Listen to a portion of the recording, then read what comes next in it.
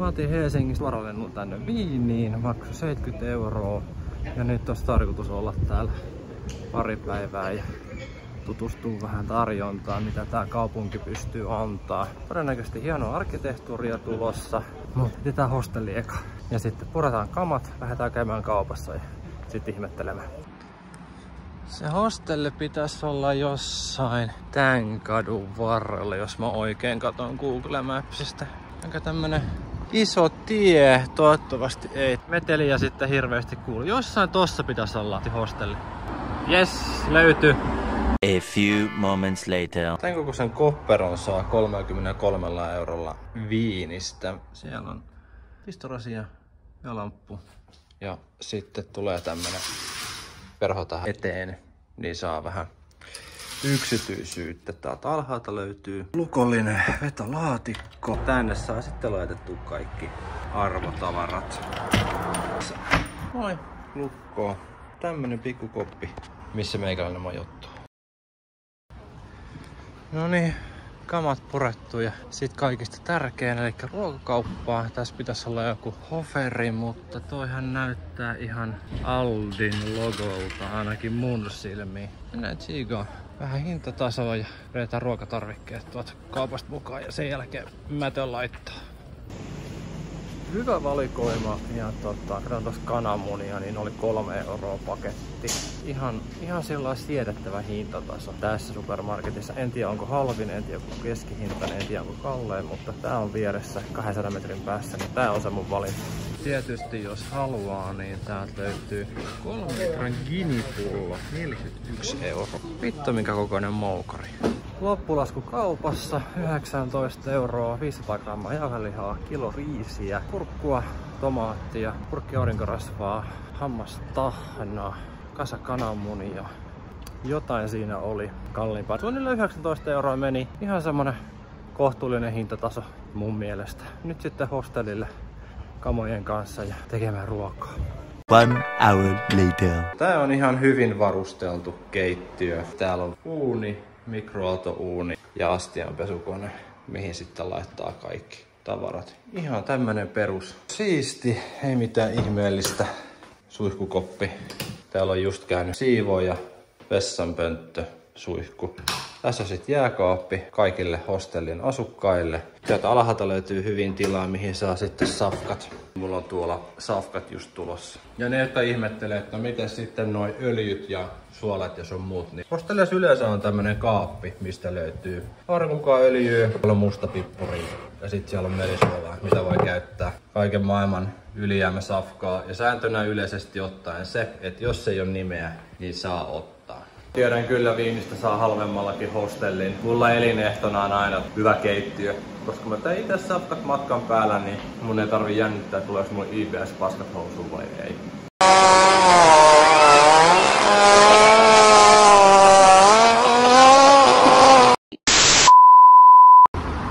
No niin, nyt on sitten vatsa täys ja lähdetään kattoo Schönbrunnin linnaketta. Vähän tuonne keskusta-alueen ulkopuolelle. Otetaan 2 U-bahnia alle ja mennään katsomaan mitä sieltä löytyy. Vamos! Sen verran pitää julkisesta sanoa, että suositeltiin ottaa tämmönen päiväpassi. Mä otin 3 päivän päiväpassi. Maksaa 17 €. Saa ihan rajattomasti mennä niin paljon kuin haluaa. Ja toimii metroissa, busseissa, junissa, kaikilla mahdollisilla alustoilla. Pois lukien toi lentokenttä, pikajuna, mikä tulee tänne keskustaan, niin se maksaa sitten erikseen. Mutta 17 € 3 päivää ei mun mielestä yhtään paha.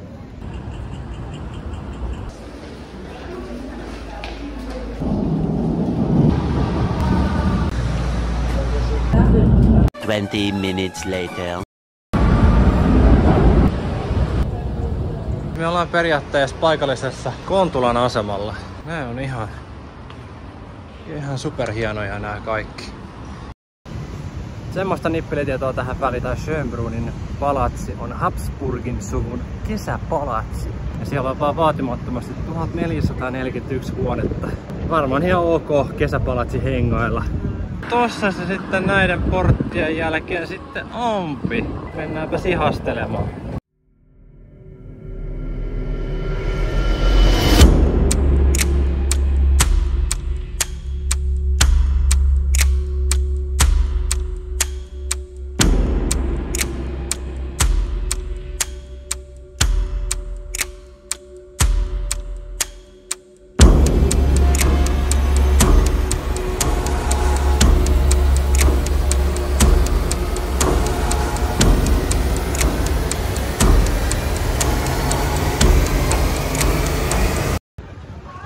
€29 koko palatsin hinta.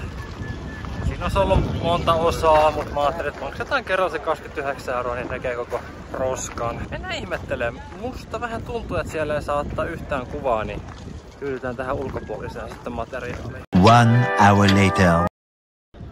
Sisällä ei tosiaan saanut kuvata. Mä laitan tuohon Googlesta vähän kuvia. Muutama ihan mielenkiintoinen nippelitieto. Mozart esitti ensimmäisen esityksessä 6-vuotiaana täällä Joosef keisarille.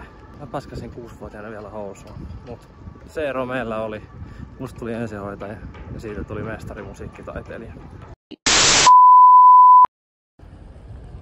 Tässä on tosiaan tää alue, siis tämä palatsin etupihan alue kokonaisuudessaan. Tossa on toi palatsi. Oli ihan hintansa vörtti €29. Ihan superhienoja rakennuksia. Ja mennään katsoa, jos tuolta löytyisi joku. Pitäisi olla joku puisto, mihin pääsis. Täältähän pääsee. Täällä on tämmönen kuin Kammergarten, niin lähdetään ytsiin, mitä sieltä löytyy. No niin, mitäs meille tästä nyt sitten aukeekaan? Ei saatana, tää on iso. Siis toi on varmaan kilometrin päässä. Ihan kevyt tämmönen kesäleiripaikka näillä Habsburgin suvulla. Katoin tosta äsken Googlesta, niin tää Schönbrunnin alue, minkä toi Habsburgin suku on aikana omistanut, niin 160 hehtaaria. Ei voi kuin itseään syyttää, kun on näin helvetin huonossa kunnossa. Nyt mä pääsin tänne ylös ja en mä saa täällä näyttää.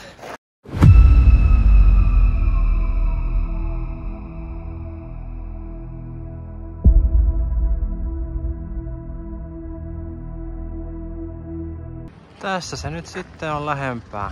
Nätin näköinen rakennus. Se mikä täällä Viinissä on näppärä, niin täältä löytyy joka paikassa tämmösiä vedentäyttöpisteitä. Siitä vaan painat, niin saat vesipullon täytetty. Ja tääkin on tosiaan tämmöisen hienon ravintolan takapihalla, niin on kyllä miettinyt nämä asiat ihan loppuun asti.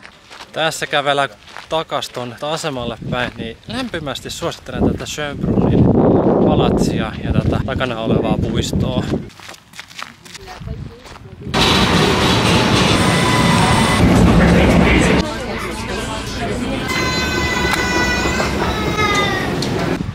Otin metron tänne keskustaan. Tässä on Karlplatsin aseman vierellä yksi helvetin hienon näköinen tommonen katedraali. Niin tsiikatkaapa tätä. Takana näkyvä Karlkirchen kirkko on rakennettu 1715. Se on tyyliltään barokkia. Se on Googlen mukaan yksi Euroopan hienoimmista. The next day.